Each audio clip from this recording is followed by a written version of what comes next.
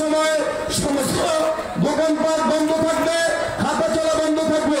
স্বেচ্ছাসেবক ভাইরা আমরা সকলে স্বেচ্ছাসেবক ক্যাম্পে স্বেচ্ছাসেবক কমান্ডারের সাথে আমরা সাক্ষাৎ করি। একটি মোবাইল হারানো গিয়েছে, আমরা যে ভাইরা যিনি পেয়ে থাকি আমরা স্টেজে পৌঁছে দেব। স্বেচ্ছাসেবক ভাইরা আমরা অতি দ্রুত আমরা স্বেচ্ছাসেবক ক্যাম্পে স্বেচ্ছাসেবক কমান্ডারের সাথে যোগাযোগ করি, ছাত্র আন্দোলন দায়িত্বশীল বিন্দু আমরা যোগাযোগ করি, আর থানা দায়িত্বশীলটা আমরা গোপন কালেকশনগুলো জমা দিই। এই পর্যায়ে গুরুত্বপূর্ণ নসিহত পেশ করছেন আল্লামা মুফতি হেদায়েতুল্লাহ আজাদী, ঢাকা।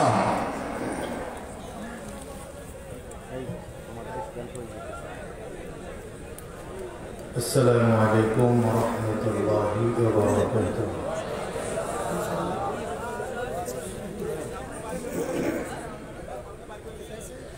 نحمده ونستعينه ونستغفره ونؤمن به ونتوكل عليه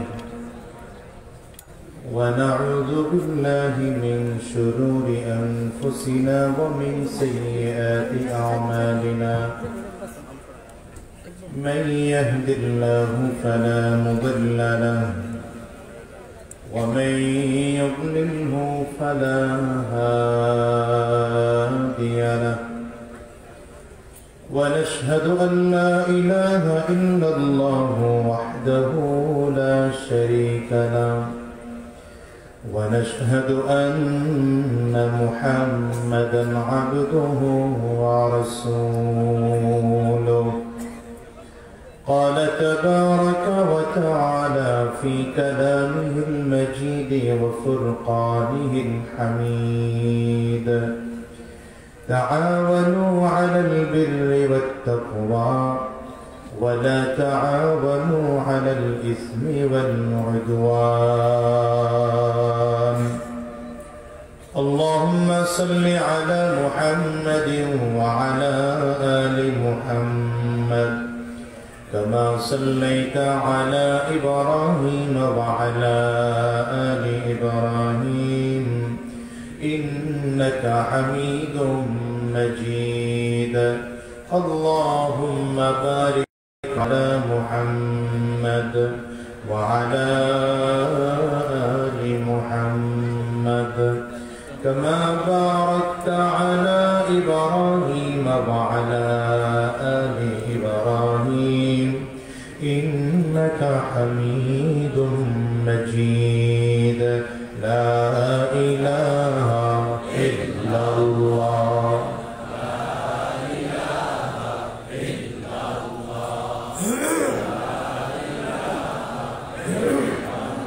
لا إله إلا الله. لا إله إلا الله محمد رسول الله. الحمد لله. ঐতিহ্যবাহী চরমনার নমুনায় নোয়াখালী জেলা মুজাহিদ কমিটির উদ্যোগে আয়োজিত আজকের এই 3 দিন ব্যাপী ওয়াজ মাহফিল ও হালকায় জিকিরের দ্বিতীয় দিবস আমরা প্রায় সমাপনী অধিবেশনে বসে পড়েছি। আজকের এই দ্বিতীয় দিনের সম্মানিত প্রধান অতিথি, প্রধান আকর্ষণ এদেশের লক্ষ কোটি মানুষের প্রাণপ্রিয় ব্যক্তিত্ব, আধ্যাত্মিক নেতা, আধ্যাত্মিক রাহবার, খানকার পীর, ময়দানের বীর, বাংলার জিন্দা ওমর, বাংলার জিন্দা শাহজালাল, এদেশের লক্ষ কোটি যুবকদের হৃদয় স্পন্দন, বাতিলদের জমদূত, নায়েবে আমিরুল মুজাহিদিন হযরতুল আল্লাম আল্লামা মুফতি সৈয়দ ফয়জুল করিম শায়খ চরমনাই দামাত বরকাতুহুল আলিয়া, অবস্থিত অন্যান্য হযরত উলামায়ে কেরাম, সম্মুখপানে সমবেত দিন প্রিয়, ইসলাম প্রিয়, দিনদার, ইমানদার, মুমিন মুসলমান মর্দে মুজাহিদ ভাইরা, মুরব্বী বাবাজিরা, যুবক বন্ধুরা, কচি কাঁচা মাসুম বাচ্চারা, পর্দার অন্তরালে অবস্থানরত সম্মানিত শ্রদ্ধেয় মা ও বোনেরা, আল্লাহ পাকের শুকর যে আল্লাহ তাআলা আপনাকে আমাকে অত্যন্ত দয়া করে মায়া করে মহব্বত করে ভালোবেসে আজকের এই কোরআনী মজলিসে জান্নাতি বাগানে ঈমানদারদের মজলিসে আল্লাহ ওয়ালাদের মজলিসে বিশেষ করে আল্লাহ পাকের জাকিরিন ও শাকিরিন বান্দাদের মজলিসে যে আল্লাহ তাআলা আপনাকে আমাকে আসার বসার তৌফিক দান করেছেন সে মহান রব্বে করিমের দরবারে শুকর আদায় করি। আমরা সকলেই কণ্ঠটা উঁচু করে চিৎকার করে জোরে বলি আলহামদুলিল্লাহ। আমি যে আয়াতে কারিমা আপনাদের সামনে তিলাওয়াত করেছি, আল্লাহ তাআলা ইরশাদ করেন তাআওয়ানু আলাল বিররি ওয়াত তাকওয়া ওয়া লা তাআওয়ানু আলাল ইসমি ওয়াল উদওয়ান। আল্লাহ তাআলা বলছেন তোমরা একে অপরকে ন্যায়ের কাজে, সৎ কাজে, দ্বীনের কাজে একজন আরেকজনকে সহযোগিতা করো।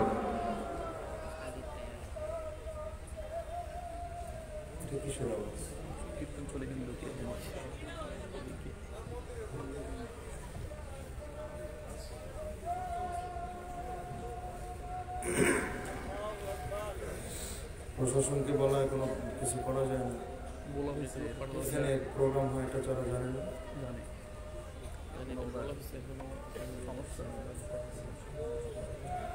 প্রশাসনকে বলো, প্রশাসনকে বলো।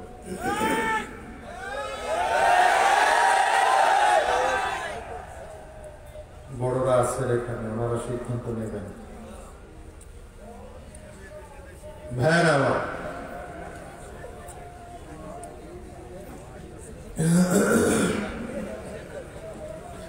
আমি যে আয়াতে কারিমা আপনাদের সামনে তেলাওয়াত করেছি, আল্লাহ তাআলা ইরশাদ করেন তাআওয়ানু আলাল বিররি ওয়াত তাকওয়া। তোমরা ন্যায়ের কাজে, সৎ কাজে, দ্বীনের কাজে, তাকওয়ার কাজে একজন আরেকজনকে সহযোগিতা করো। ওয়া লা তাআওয়ানু আলাল ইসমি ওয়াল উদওয়ান। সাবধান, রব্বে কারীম বলছেন সাবধান, তোমরা একে অপরকে গুনাহের কাজে, আল্লাহ পাকের হুকুমের সীমা লঙ্ঘন হয় এমন কোন কাজে একজন আরেকজনকে সহযোগিতা করো না। সংক্ষিপ্ত কথায় আপনাদেরকে আমি যে কথাটা বোঝাতে চাই, দ্বীনের কাজে, দ্বীন সারা দুনিয়ার মধ্যে সর্বোচ্চ চূড়ায় পৌঁছানোর জন্য আমাদের প্রত্যেকের একজন আরেকজনকে দ্বীনের জন্য সহযোগিতা করা ঈমানি দায়িত্ব, মুসলমান হিসেবে কর্তব্য। একটু আস্তে বললে হবে না, আর একটু জোরে বলতে হবে। কথাটা এই জন্য বলেছি, হযরত পীর সাহেব চরমনাই দামাত বরকাতুহুল আলিয়ার নেতৃত্বে আমার আগে এ বাংলাদেশের লক্ষ কোটি মানুষের প্রাণ প্রিয় ব্যক্তিত্ব এবং বাংলাদেশের একজন অন্যতম স্বনামধন্য আলেম দ্বীন হযরতুল আল্লামা নদভী সাহেব দামাত বরকাতুহুল আলিয়া একই কথা বলে গেছেন। আমি হযরতের কথা কি সামনে রেখে বলবো, এদেশের লক্ষ কোটি মানুষ এ পর্যন্ত, স্বাধীনতার পর থেকে এ পর্যন্ত তারা ক্ষমতা আর ক্ষমতার অপব্যবহার দেখে এ সকল দল, মত, পথ, গণতন্ত্র, সমাজতন্ত্র, রাজতন্ত্র এগুলোর প্রতি তাদের একটা আলাদা ক্ষোভ, বিদ্বেষ তৈরি হয়েছে।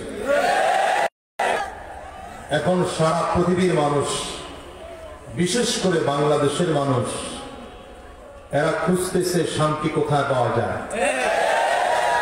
তবে আমার দেশের কিছু নামদারি বুদ্ধিজীবী এই মানুষদেরকে শান্তি পথ দেখাচ্ছে গণতন্ত্র দিয়ে, কেউ শান্তির রাস্তা দেখাচ্ছে রাজতন্ত্র দিয়ে, আবার কেউ শান্তির রাস্তা দেখাচ্ছে সমাজতন্ত্র দিয়ে।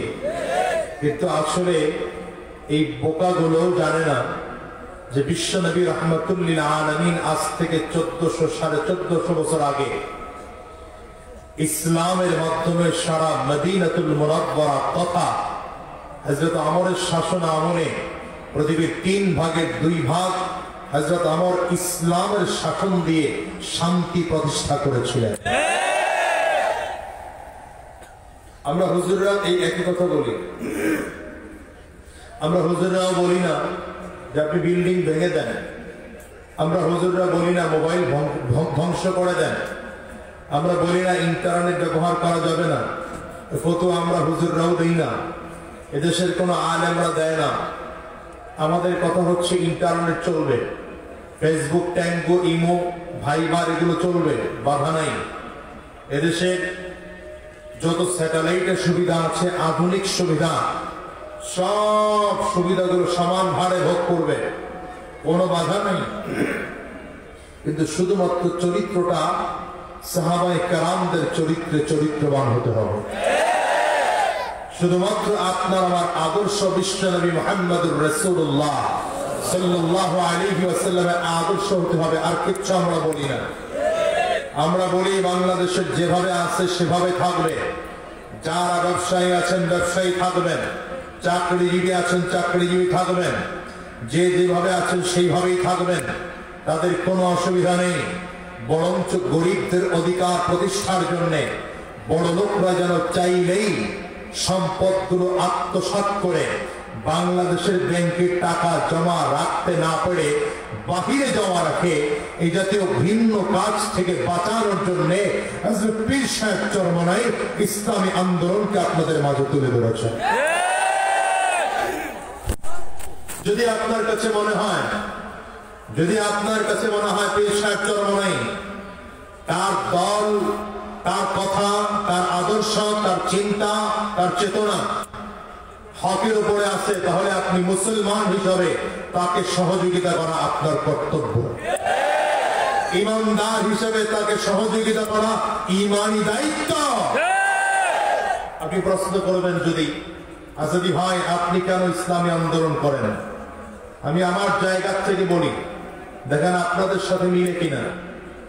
আমি প্রায় বলি আমি পীর সাহেব চরমনাইয়ের নেতৃত্ব মানি ততক্ষণ যতক্ষণ পীর সাহেব চরমনাই ইসলামের উপরে আছেন। যেদিন দেখবো পীর সাহেব চরমনাইয়ের আদর্শের সাথে আমার নবীর আদর্শ মিলবে না, পীর সাহেব চরমনাইয়ের কথার সাথে ইসলামের কথা মিলবে না, আমিও আজ মঞ্চে সাক্ষী রেখে বলে গেলাম আমিও শুধু পীর সাহেব চরমনাইকে মানব না। শোনেন, কথাটা মিলায় দেখেন, আমি কথাগুলো বলে যাই, মিলায় দেখবেন আমার কথাগুলো কারেক্ট আছে না ভুল আছে। রাসূলুল্লাহ সাল্লাল্লাহু আলাইহি ওয়াসাল্লামের পুরো জীবনের মিশন ছিল চারটা। কয়টা? আঙ্গুল চারটা উঁচা করে বলেন, মুখস্থ করে যেতে হবে আজকের আলোচনা। আমি যদিও আলোচনা করার জন্য বসি, আমি মূলত দোয়া নেওয়ার জন্য বসেছি, কারণ আজকে আপনারা যার আলোচনা শোনার জন্য এসেছেন সে হযরতের আলোচনা শোনার জন্য আপনাদের চেয়ে আমি বেশি আগ্রহী। যে কারণে আমি হযরতকে পাইলে কোথাও আলোচনা ছাড়ি না, ওনার আলোচনা শোনার জন্য আমিও বসি। এই জন্য আমি আলোচনা খুব লম্বা করবো না, অল্প দু চারটা কথা বলে শেষ করবো। বলছিলাম রাসূলুল্লাহ সাল্লাল্লাহু আলাইহি ওয়াসাল্লামের জীবনের পুরো মিশন ছিল কয়টা? এক নম্বর দাওয়াত ও তাবলীগ, এক নম্বর ইলম ও তারবিয়াত, মুখস্থ করেন। এক নম্বর ইলম ও তারবিয়াত, বলেন না, এক নম্বর ইলম ও তারবিয়াত, শিক্ষা এবং দীক্ষা। আপনাদের জানা আছে রাসূলুল্লাহ সাল্লাল্লাহু আলাইহি ওয়াসাল্লামের উপরে ওহী যখন নাযিল হলো, বুখারীর বর্ণনার মধ্যে এসেছে জিবরিল আলাইহিস সালাতু ওয়াস সালাম বিশ্বনবীর সামনে এসে দাঁড়িয়ে নিজস্ব সূরতে দাঁড়িয়ে আমার নবীকে বললেন ইকরা। নবীজি বললেন মা আনা বিকারিন। জিবরিল বলছেন পড়েন, নবীজি বলছেন আমি তো পড়তে জানি না। এখন কি হলো? আমার নবী সাল্লাল্লাহু আলাইহি ওয়াসাল্লাম বলেন ফাআখাযানি ফাগাত্তানি হাত্তা বালাগা মিন্নিল জুহুদ।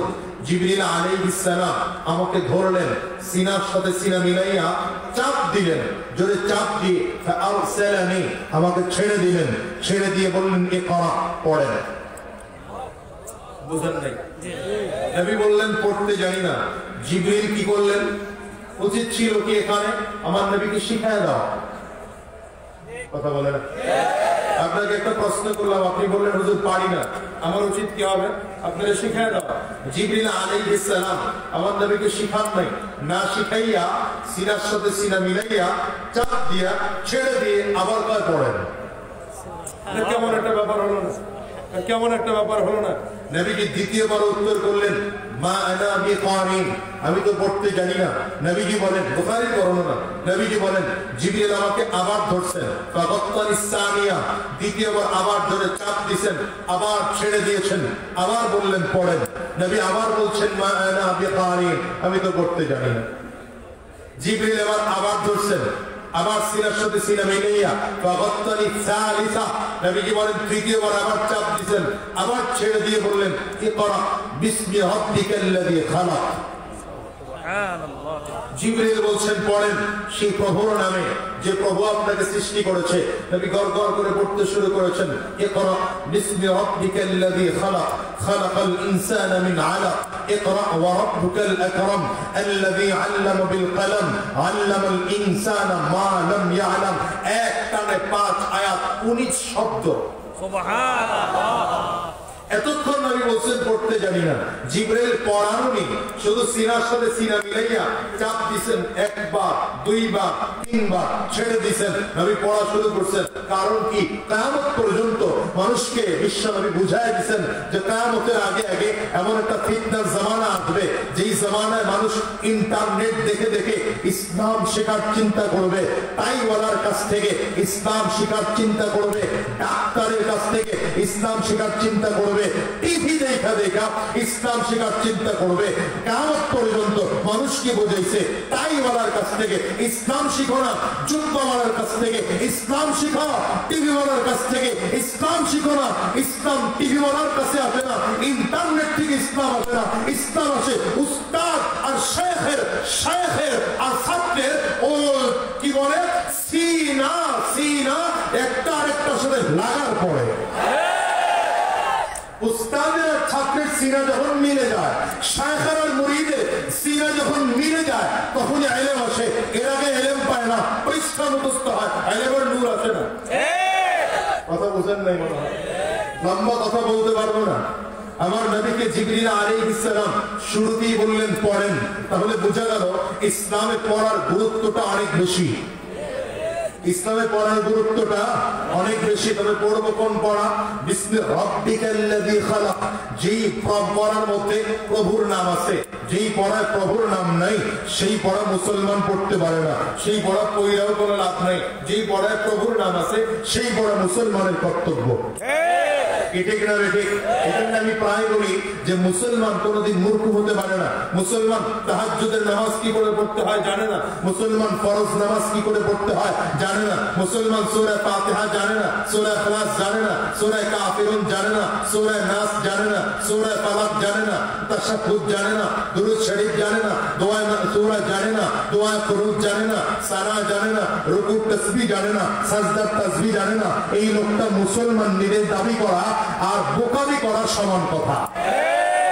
তাহলে মুসলমান হবে, সে শিক্ষিত হবে না, মূর্খ হবে, এটা হতে পারে না। তাহলে নবীর 1 নম্বর মিশন কি ছিল? বলেন না, বলেন না, বলেন না। 1 নম্বর কি ছিল? তালিম ও তারবিয়াত, তার মানে শিক্ষা এবং দীক্ষা। 2 নম্বর আমার নবীর মিশন ছিল তাজকিয়াতুন নফস, আত্মা পরিশুদ্ধ করা। কি করা? বলেন না, কি করা? আর একটু জোরে বলেন না, কি করা? আত্মা পরিশুদ্ধ করা। দেখেন, যেই সাহাবী, যেই আবু বকর, যেই ওমর, যেই উসমান, যেই আলী, যেই সাদ, যেই সাঈদ, যেই তালহা, যেই জুবাইর, আব্দুল্লাহ ইবনে আব্বাস, আব্দুল্লাহ ইবনে ওমর, আবু হুরায়রা রাদিয়াল্লাহু আনহুম, এই সাহাবায়ে কেরাম জন্মসূত্রে ছিলেন জাহান্নামের আসামি। আপনার আমার চেয়ে কম দামি, কারণ আপনার আমার মা মুসলমান, বাবা মুসলমান, আপনার আমার মা মুমিনা, বাবা মুমিন। তাদের সাহাবায়ে কেরামদের মা ছিল মুশরিকা, বাবা ছিল মুশরিক, মা ছিল কাফিরা, বাবা ছিল কাফির। এদের ঘরে জন্মগ্রহণ করেছেন, জন্মসূত্রে সাহাবায়ে কেরাম ছিলেন জাহান্নামের আসামি। কিন্তু আমার নবীর হাতে হাত দিয়ে বেয়াত হয়ে আত্মাটা এত সাফ করেছেন, লক্ষ কোটি টাকার মাল সামনে পড়ে থাকে, চুরি করে না, ডাকাতি করে না, ছিনতাই করে না, রাহাজানি করে না। মদিনা থেকে মক্কায় রাত্রিবেলা একজন মানুষ হেঁটে গেলে তাদের চুরি হয় না, ঘরের দরজা খোলা রেখে ঘুমানো, ঘর চুরি হয় না। আমরা তো সেই দেশটাই।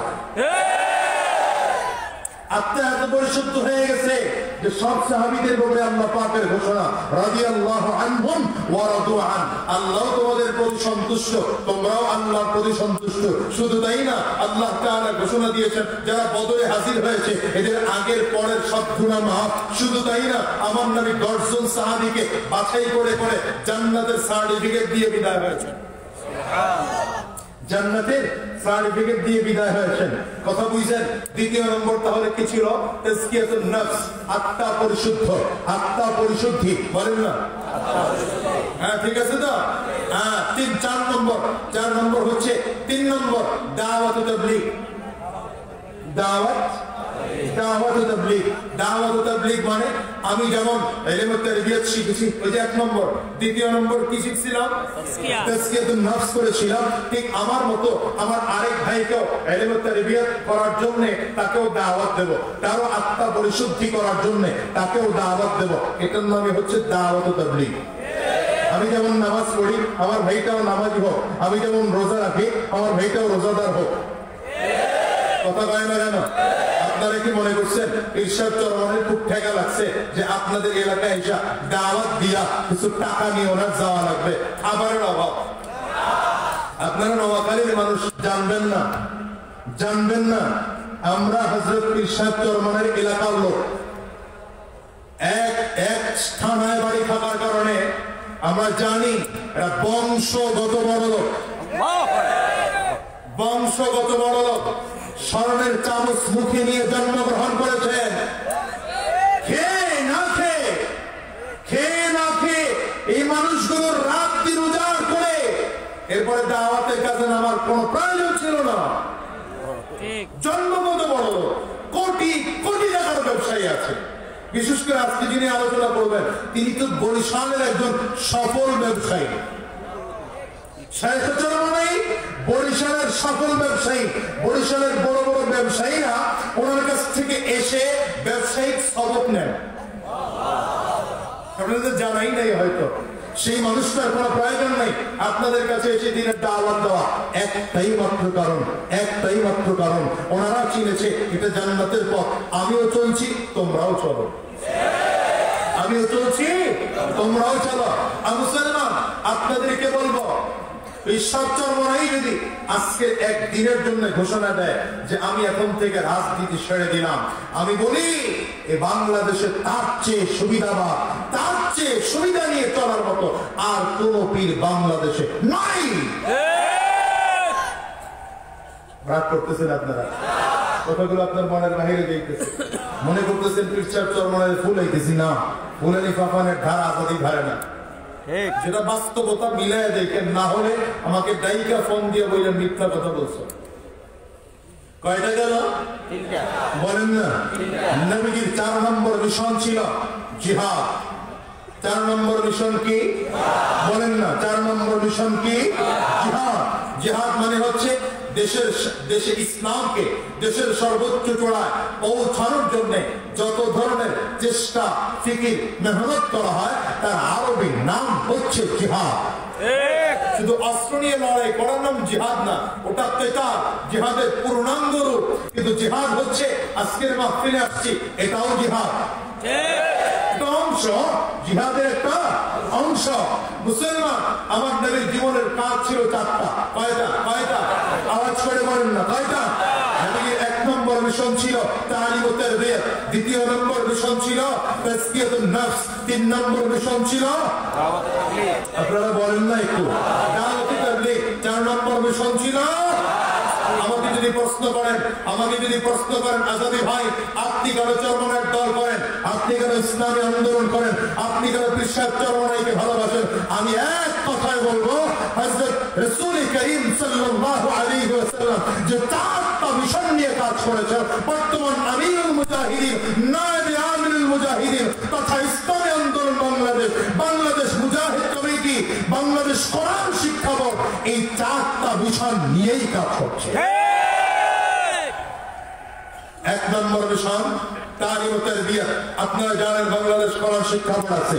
কোরআন শিক্ষা বোর্ডের মাধ্যমে তারা সারা বাংলাদেশে 68,000 গ্রামে 68,000 মাদ্রাসা করার ফিকির করতেছে। কথা বলেন না কেন? ঠিক কিনা?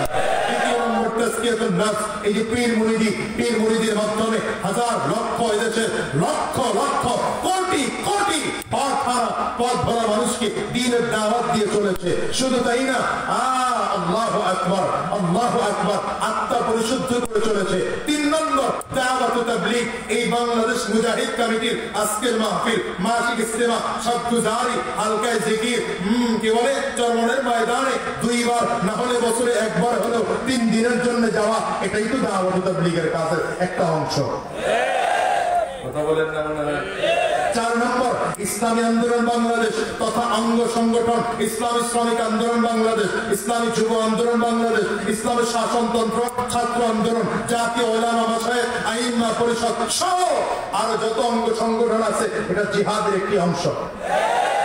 আমাদের মূল উদ্দেশ্য হচ্ছে এ বাংলার জমিনের সর্বোচ্চ চূড়ায় ইসলামকে পৌঁছানোর জন্য যত চেষ্টা ফিকির মেহনত আছে আমরা করব। যদি আমাদের রক্তটাও দিতে হয় আমরা রক্ত দেব। পীর সাহেব চরমনের নেতৃত্বে আমাদের যদি জীবনটাও দিতে হয়। নোয়াখালীর মুসলমান, তোমাদের কাছে প্রশ্ন করতে চাই, পীর সাহেব চরমনের নেতৃত্বে বাংলার জমিনে ইসলাম কায়েম করার জন্য যদি রক্ত দিতে হয় রক্ত দিব, জীবনটা যদি দরকার হয়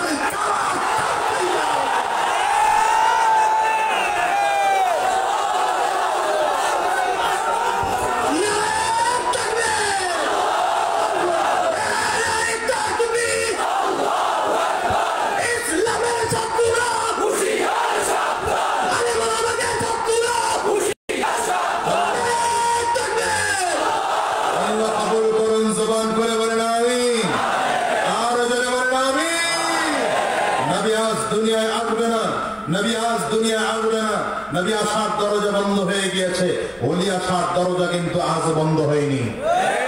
আলেম আসার দরজা কিন্তু আজ বন্ধ হয়নি। হক্কানি পীর আসার দরজা কিন্তু আজ বন্ধ হয়নি। এই উলামায়ে কেরাম হচ্ছে নবীর ওয়ারিস। ঠিক কিনা জোরে বলেন। মুসলমান, আমার নবীর জন্য যেভাবে আবু বকর সিদ্দিক জীবন উৎসর্গ করেছেন, আমার ফারুক যেভাবে জীবন উৎসর্গ করেছেন, আমরা নবী পাবো না, নবীর ওয়ারিসদের জন্য ইসলাম রক্ষার আন্দোলনে, কোরআন রক্ষার আন্দোলনে, এ দেশ রক্ষার আন্দোলনে, বাংলার স্বাধীনতা রক্ষার আন্দোলনে আমরাও জীবন দিতে তৈয়ার থাকবো। ঠিক আছে না? ঠিক আছে না?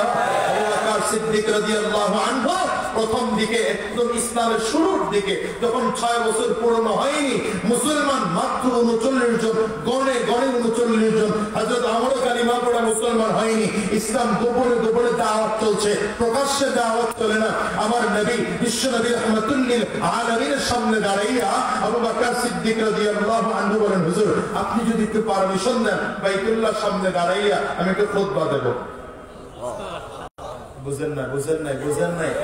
বাইতুল্লাহর সামনে দাঁড়াইয়া তাওহীদের পক্ষে, রিসালাতের পক্ষে, নবুয়তের পক্ষে খুতবা দেব। আমার নবী বলে, সাহস পায়? জি হুজুর, আপনি বললেই সাহস পায়।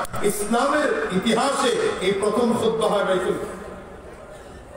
বাইতুল্লাহের প্রথম খুতবা। হযরত আবু বকর সিদ্দিক রাদিয়াল্লাহু আনহু খুতবা দিতে আরম্ভ করেছেন। খুতবা দিতে আরম্ভ করেছেন। আল্লাহু আকবার চিল্লায় জোরে। তাওহীদের পক্ষে, ইসলামের পক্ষে, রিসালাতের পক্ষে খুতবা শুনে কাফেরদের মেজাজ গরম। শুনেন, মুসলমানদের কিন্তু কোনো অপরাধ নাই। একমাত্র কি আল্লাহ বলছেন, ওয়া মা নাকামু মিনহুম ইল্লা আন ইউমিনু বিল্লাহিল আজিজিল হামিদ। মুসলমানদের আর কোনো অপরাধ নাই। মুসলমানদের একটাই মাত্র অপরাধ, এরা একমাত্র আল্লাহ পাকের উপরে ঈমান এনেছে, এটাই মুসলমানদের বড় অপরাধ।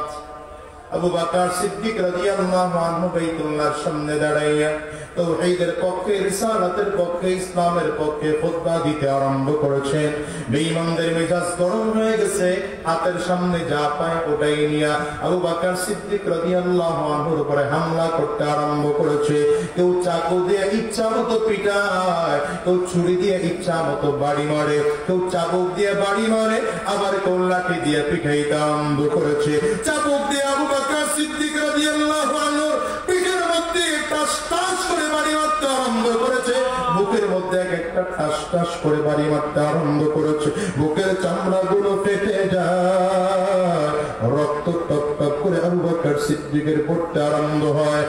মার খাইতে খাইতে আবু বকর সিদ্দিক রাদিয়াল্লাহু আনহুর হুঁশ হারাইয়া গেছে, বেহুশ হইয়া জমিনের মধ্যে পড়ে গেছে। ওরা মনে করছে আবু বকর মরতে চাই নাই, মরে গেছে। মৃত মনে কইরা পালাইয়া রেখা চলে গেছে। আবু বকর সিদ্দিক রাদিয়াল্লাহু আনহুর হুঁশ নাই। বাড়ির লোকজনগুলো সব দরাদরি করে নিয়ে আসলেন।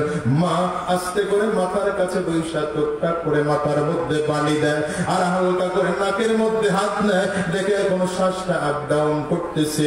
মা চোখের পানিগুলো ছেড়ে কান্দে। সন্তানটার দিকে তাকাইয়া তাকাইয়া দেখে আহারে ঠোঁট ফেটেও রক্ত বের হয়, কপাল ফেটেও রক্ত বের হয়, গালটা ফেটেও আবু বকর সিদ্দিকের রক্ত বের হয়। কাফিররা মারতে মারতে এমন মার মেরেছে, ওই যে কাপড়টা পরনে ছিল রক্ত পড়তে পড়তে চাদরটা পর্যন্ত ভিজে যায়। আবু বকর সিদ্দিক রাদিয়াল্লাহু আনহুর দিকে তাকাইয়া মা চোখের পানি ছেড়ে কান্দে। হঠাৎ করে আবু বকর সিদ্দিক রাদিয়াল্লাহু আনহুর অনেকক্ষণ পর হুঁশ ফিরে আসলো। হুঁশ ফিরে আসলেই মায়ের দিকে তাকাইয়া ডাক দেয়, মা আমারে বলো না আমার নবীজি কেমন আছে? যে মানুষটার এতক্ষণ হুঁশ নাই, এই মানুষটা হঠাৎ করে হুঁশ ফিরে আসার পরে আমার নবীর কথাই জিজ্ঞাসা করে, মাথা মধ্যে চুপ কর, আর জীবনে কোনোদিন এই লোকটার নাম তুই নিবি না। এই লোকটার জন্য মক্কার লোকজনগুলো তুলে মেরেছে। আবু বকর সিদ্দিক বলেন, মা কেমন আমি লোকটার নাম না নিয়ে পারিব? আমি মানুষটারে না দেখলে তো আমার মনটা মোটে ভালো লাগে না। আবু বকর সিদ্দিক রাদিয়াল্লাহু আনহু মা দুধের পেয়ালা নিয়ে হাজির করেছে। বাবা দুধ পান কর।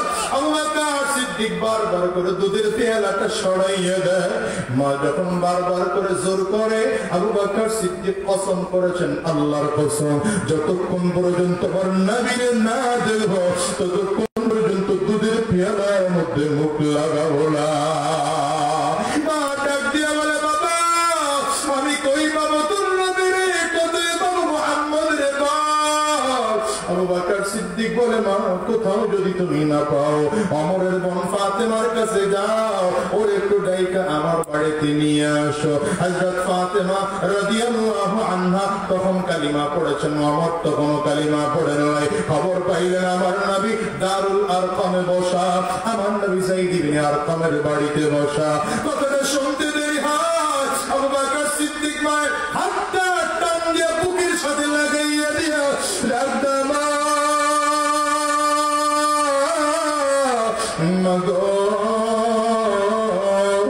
জীবনের সন্তান হিসেবে তোমার কাছে কোনদিন কোন আবদার আমি করি নাই, আজকে একটা ছোট্ট আবদার করো মা, তুমি কি আমার আবদারটা রাখবা?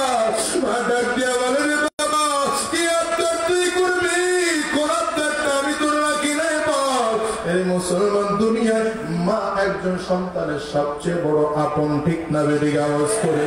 সন্তান যখন বিপদে পড়ে যায় মা ছাড়া কেউ সামনে এসে দাঁড়ায় না। যুবক আজকের বড় দেশের মধ্যে যে যুবকদের বাবা আছে মা আছে এরা কোনোদিন বোঝে না। এই ভরা দেশে এমন যদি কোনো মানুষ থাকে যাদের ঘরে মা নাই বাবা নাই, একমাত্র তারাই বুঝে। আজকের এই মোনাজাতটা কইরা বাসায় যাইবা, হয়তো দরজায় টোকা দিবা, তোমার মা দরজা খুলবে। আমি আসাদি কিন্তু বুঝি আমার ঘরে আমি যখন মাহফিলে মোনাজাত করে বাসায় যাবা, দরজায় টোকা দিলে আমার মা কিন্তু দরজা খুলবে না।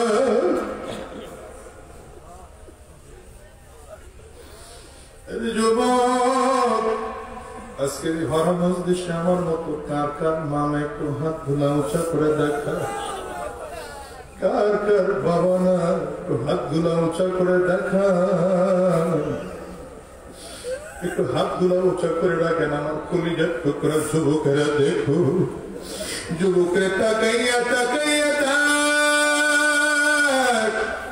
এই মানুষগুলো চোখের পানি ছেড়ে কান্দে, কারো গাল বেয়ে বেয়ে পানি পড়ে, কারো চোখের কোটায় পানি জমে গেছে, কারো চক্ষু দিয়ে ডালা হয়ে গেছে। যুবক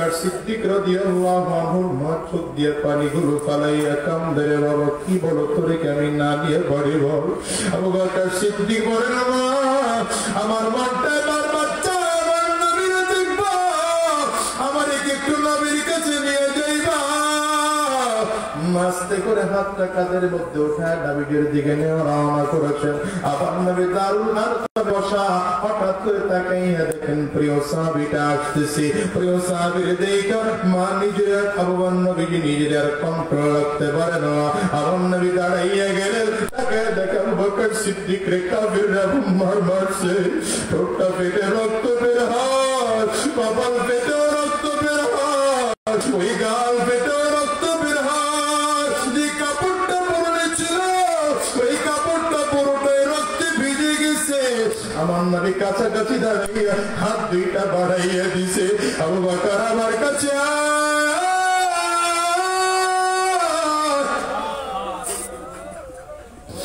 আমার নবী ডাকছে সিদ্দিক ঘুমড়ি খেয়ে জমিনের মধ্যে পড়ে গেছেন আমার নবী বুকের মধ্যে লইয়া বারবার করে চাপ দেয় আমার নবীরে পাইয়া আবু বকর সিদ্দিক কানের মধ্যে চুমা দেয় কপালের মধ্যে চুমা দেয় হাতের তালুতে আর পিঠেতে চুমা দেয় আর ডাক দেয় নবী আমার আপনার কি কোনো ক্ষতি হয়েছে নাকি আমার নবী ডাক দেয় আমার তো কোনো ক্ষতি হয়নি ক্ষতি তো হয়েছে তোমার আবু বকর সিদ্দিক বলেন পয়গম্বর আমার যদি জীবনটা চলে যায় আপনার যেন যারা পরিমাণ ক্ষতি না হয়